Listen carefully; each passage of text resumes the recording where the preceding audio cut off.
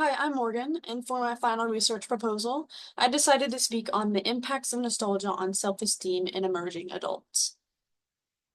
So behind my proposal topic, the impacts of nostalgia on self-esteem in emerging adults particularly intrigued me as someone who typically always feels joy whenever I purposefully invoke nostalgic memories.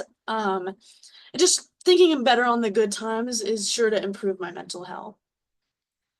To define a couple key terms, nostalgia is a sentimental longing for the past. Self-esteem is defined as an individual's sense of self-worth, and the Rosenberg Self-Esteem Scale, aka RSES, is the 10-item scale used to assess levels of self-esteem.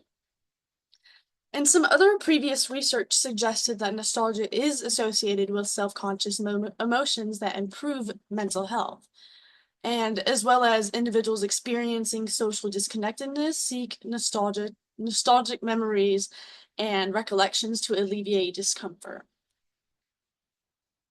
So for my hypothesis, it is expected that participants given nostalgic memory recall prompts will demonstrate higher self-esteem levels on the Rosenberg self-esteem scale than those that are given ordinary prompts. To get into a little bit of the methods, to conduct this research, the participants consisted of 30 emerging adults, ages 18 to 25.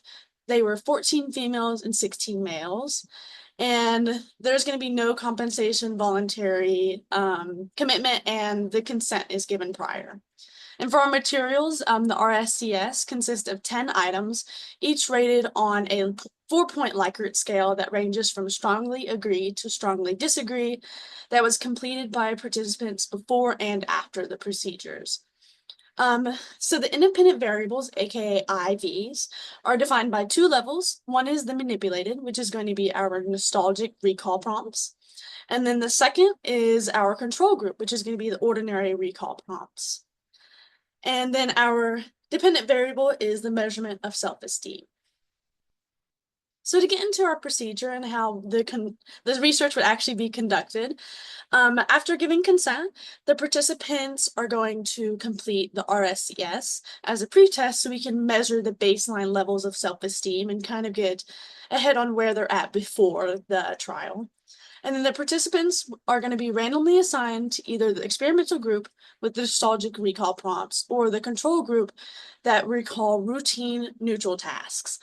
And basically, the nostalgic group would be asked to recall past experience that brought them happiness, whether it's stuff like a birthday or a memorable family trip or things like that.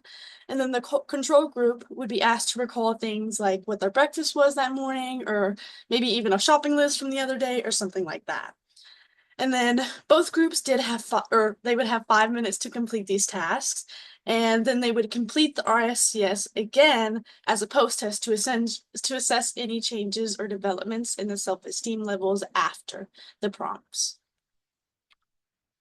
And so to get a little bit into the discussion of what this could provide us if we did conduct this research, some potential implications include the findings could definitely highlight nostalgia as a tool for boosting self-esteem in emerging adults, and it would potentially improve some therapeutic inventions for enhancing self-worth if it was contributed into clinical settings.